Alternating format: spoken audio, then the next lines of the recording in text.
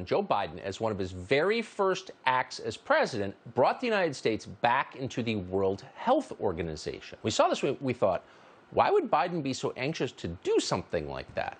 At the time, we assumed it was just part of his larger de-orangification effort. Trump had pulled the U.S. out of the World Health Organization, so Biden had to do the opposite. Childish, but that seemed like a fair explanation.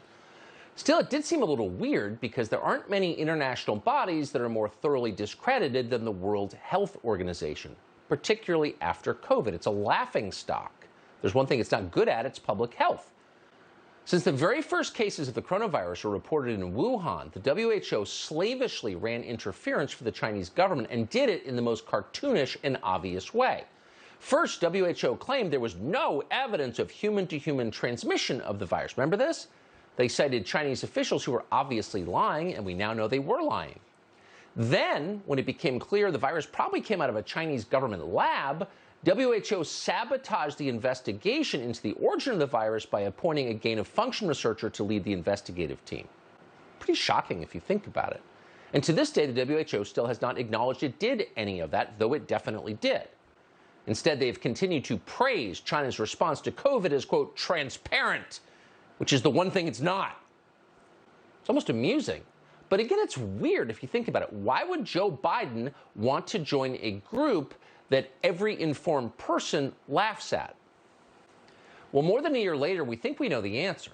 The Biden administration is very close to handing the World Health Organization power over every aspect, the intimate aspects of your life. So imagine the civil liberties abuses that you lived through during the COVID lockdowns, but permanent and administered from a foreign country.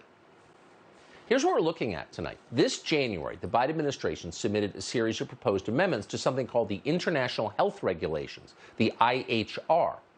Now, the Biden administration's amendments, along with those from several other countries, will be combined to create a new global pandemic treaty. We need a pandemic treaty. That treaty is set to be adopted starting this weekend in Geneva at the World Health Assembly. Now, the full text of the treaty is not yet finished, but a WHO working group has summarized what it's going to look like. The document begins by promising to restrict the WHO's authority just to pandemics. Calm down, it's just pandemics. Quote, WHO Secretariat to play the leading, convening, and coordinating role in operational aspects of emergency response to a pandemic, end quote. So don't get paranoid. Someone needs to coordinate the pandemic response globally because it's a global problem. Got it? Settle down, conspiracy nut. But here's the catch. The World Health Organization gets to define what a pandemic is, when a pandemic is in progress, and how long a pandemic lasts.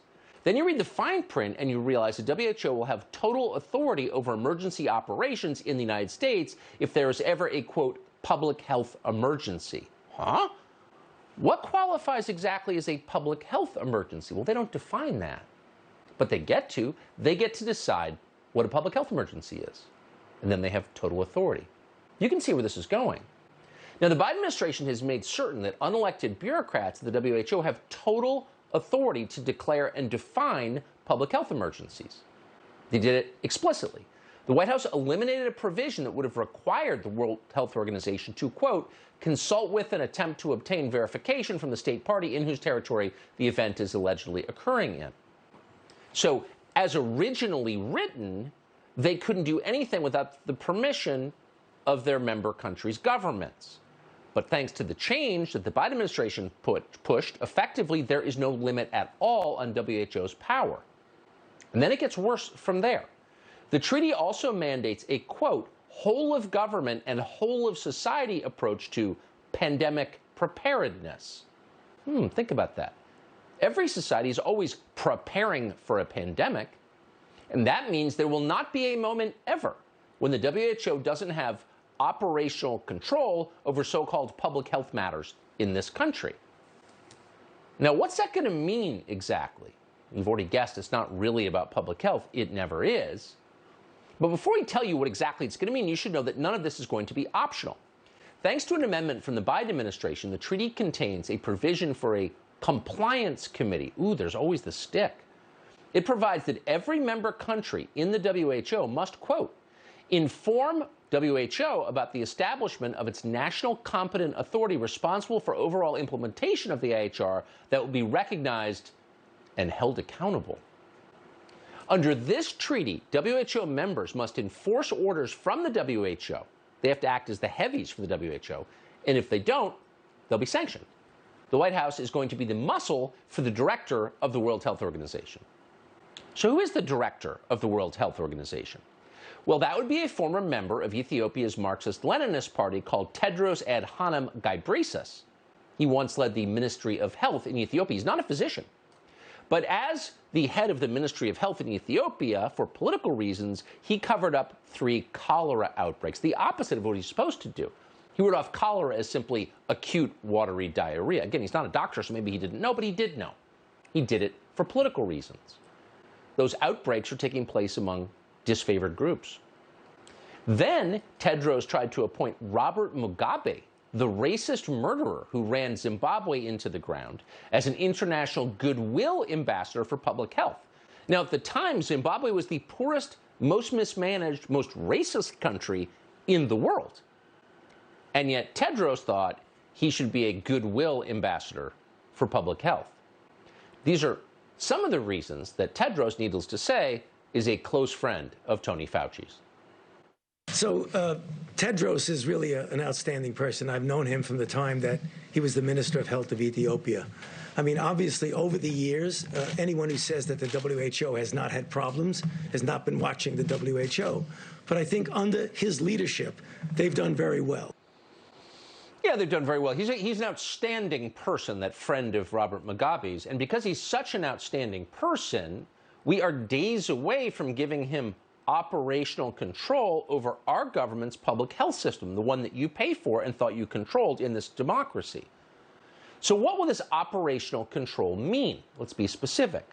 Right off the bat, the treaty demands, quote, national and global coordinated actions to address the misinformation, disinformation, and stigmatization that undermine public health.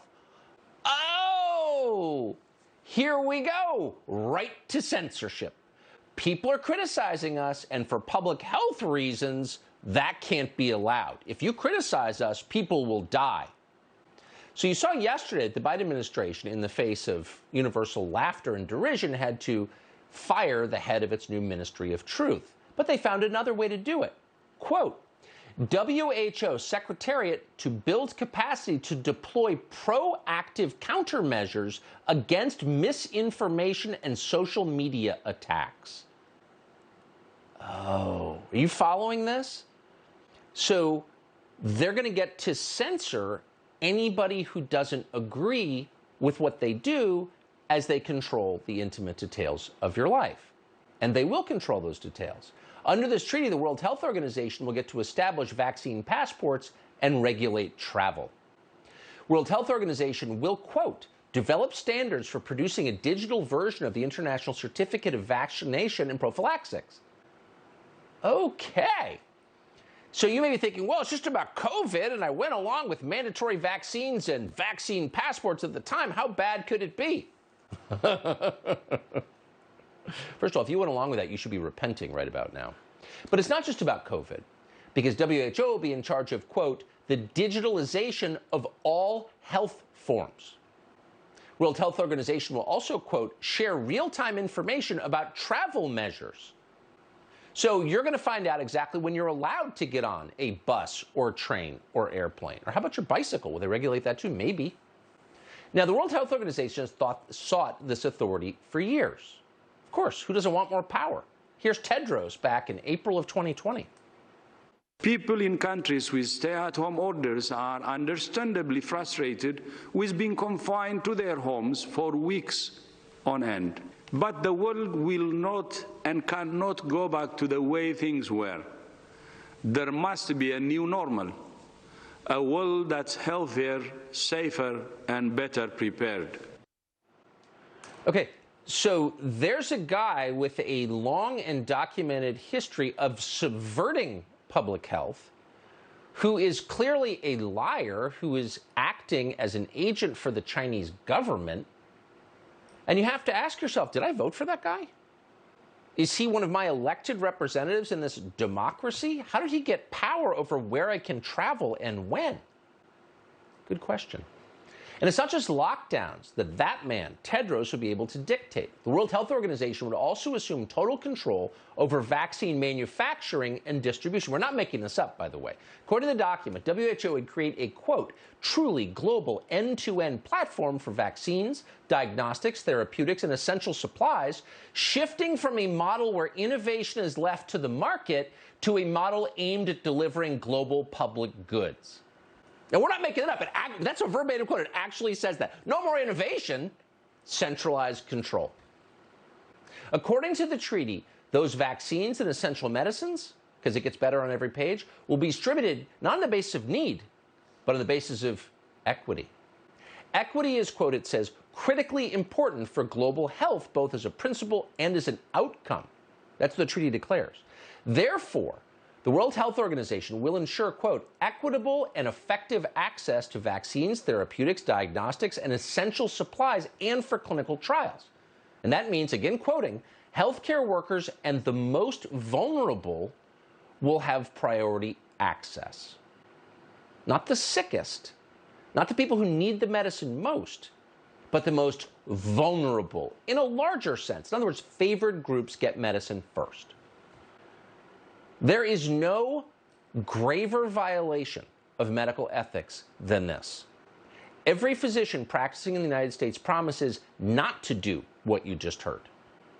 And it would become mandatory under this treaty. And by the way, the language you just heard, that is exactly the justification that officials in several states threw out when they were caught passing out vaccines based on race. This is a power grab.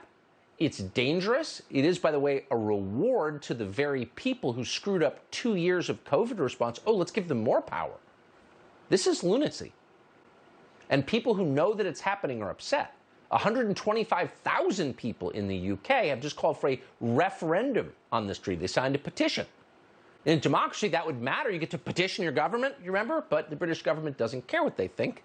And now there's the Biden White House. In this country, there's been very little pushback because most people have no clue this is happening. We didn't until a bunch of people bothered us about it. You should look into it. We did, and we're shocked. We didn't know because our media isn't covering this. It's not on the front page. Why is that? You have to ask yourself. There is at least one planned legal challenge to this, and it comes from Stephen Miller's group, America First Legal. Here's what's at stake, not just your health, but the way that you live and your relationship to the government. Representative government requires your consent. You alone have the right to choose your representatives, your style of government, the laws under which you live. That is called democracy, and this eliminates it.